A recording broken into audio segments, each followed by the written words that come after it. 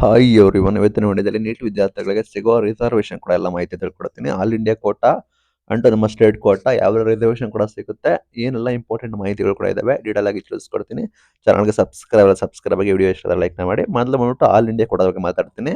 ಇಲ್ಲಿ ಬಂದ್ಬಿಟ್ಟು 50% ಸೀಟ್ಗಳು ಬಂದ್ಬಿಟ್ಟು ಆಲ್ ಇಂಡಿಯಾ ಕೋಟಾದಲ್ಲಿ ಅಡಿ ಉಳಿತದೆ. ಲೈಕ್ ಎಲ್ಲ ಸೀಟ್ ಕಾಲೇಜುಗಳು like government and private colleges ಅಲ್ಲಿ ಕೂಡ ಶೇಕಡ 50% ಸೀಟ್ಗಳು ಕೂಡ ಆಲ್ ಇಂಡಿಯಾ ಕೋಟಾಗೆ ಇರ್ತದೆ. ಗೊತ್ತಿರೋ ಹಾಗೆ ಅದು ಬಂದ್ಬಿಟ್ಟು MCC ಮೆಡಿಕಲ್ ಕೌನ್ಸಿಲಿಂಗ್ ಕಮಿಟಿ ಇದು ಇದನ್ನ ಆಯ್ಕೆ ಪ್ರಕ್ರಿಯೆ ಕೂಡ ನಡೆಸ್ತದೆ, ನಿಮಗೆ ಗೊತ್ತಿರುತ್ತೆ.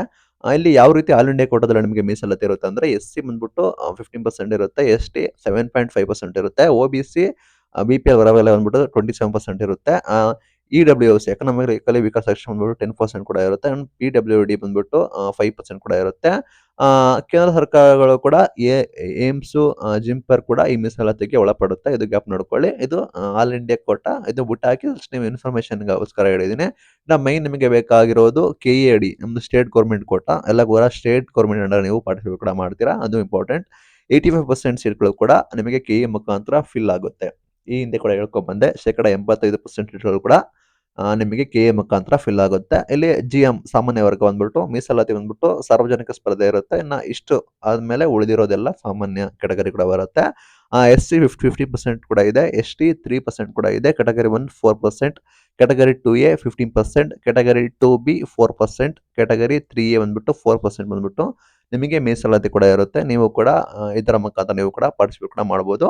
3B ಬಂದ್ಬಿಟ್ಟು ಶೇಕಡ 5% ಕೂಡ ಇರುತ್ತೆ. ಕನ್ನಡ ಮೀಡಿಯಂ ರೂರಲ್ ಕೋಟಾ ಪ್ರತ್ಯೇಕ ಅರ್ಹತೆ ಕೂಡ ಇರುತ್ತೆ. ಕನ್ನಡ ಮೀಡಿಯಂ ರೂರಲ್ಗೆ ಐಕಾ ಕೂಡ ಮೀಸಲಾತಿ ಕೂಡ ಹೈದರಾಬಾದ್ ಕರ್ನಾಟಕ ಕೂಡ ಇರುತ್ತೆ. ಅದು ಕೂಡ ಮೆನ್ಷನ್ ಕೂಡ ಮಾಡಿಲ್ಲ, ಅದು ಇಂತಿಷ್ಟು ಅಂತ ಹೇಳಿ ಇರುತ್ತೆ. ಇಲ್ಲಿ ಏನಂದ್ರೆ ಮೀನ್ಸ್ ನಿಮಗೆ ಒರಿಜಿನಲ್ ಡಾಕ್ಯುಮೆಂಟ್, ನಿಮಗೆ ಕರೆಕ್ಟ್ ಡಾಕ್ಯುಮೆಂಟ್ ಕೂಡ ಇದ್ರೆ ಮಾತ್ರ ನಿಮಗೆ ಮೀಸಲಾತಿ ಸೌಲಭ್ಯ ಇರುತ್ತೆ. ಲೈಕ್ ನಿಮ್ಮ ಕ್ಯಾಸ್ಟ್ ಇನ್ಕಮ್ 371J ಆಗಿರ್ಬೋದು, ರೂರಲ್ ಕನ್ನಡ ಮೀಡಿಯಂ ಆಗಿರ್ಬೋದು, ಅದು ಪಕ್ಕಾ ವ್ಯಾಲಿಡ್ ಆಗಿರಬೇಕಾಗುತ್ತೆ. ಈಗಲೇ ನೋಟ್ ಡೌನ್ ಮಾಡ್ಕೊಳ್ಳಿ. ನೀವು ಯಾವುದೇ ಒಂದು ಒರಿಜಿನಲ್ ಡಾಕ್ಯುಮೆಂಟ್ ಕೂಡ ಇದ್ರು ಕೂಡ ಅದನ್ನು ನೀಟಾಗಿ ಅರೇಂಜ್ ಕೂಡ ಮಾಡ್ಕೊಂಡು ನೀಟಾಗಿ ವ್ಯಾಲಿಡ್ ಆಗಿ ಇಟ್ಕೊಳ್ಳಿ ಅಂತ ಇಷ್ಟಪಡ್ತೀನಿ. ಅದು ಒಂದು ವೆರಿ ಇಂಪಾರ್ಟೆಂಟ್ ಆಗಿರುತ್ತೆ.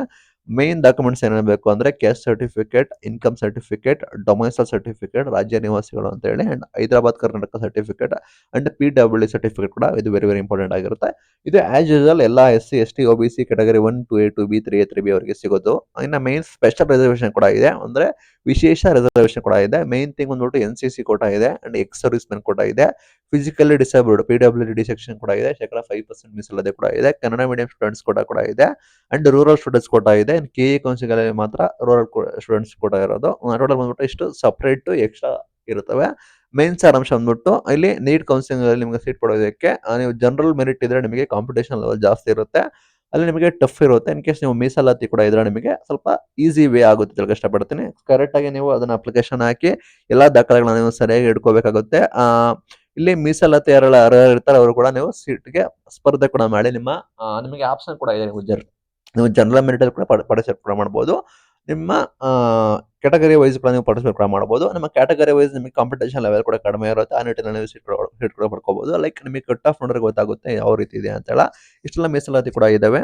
ಇದು ಇವತ್ತಿನ ವಿಡಿಯೋ. ಇದೇ ರೀತಿ ವಿಡಿಯೋಗೆ ನಮ್ಮನ್ನ ಫಾಲೋ ಮಾಡಿ. Thank you for watching till end. Thank you.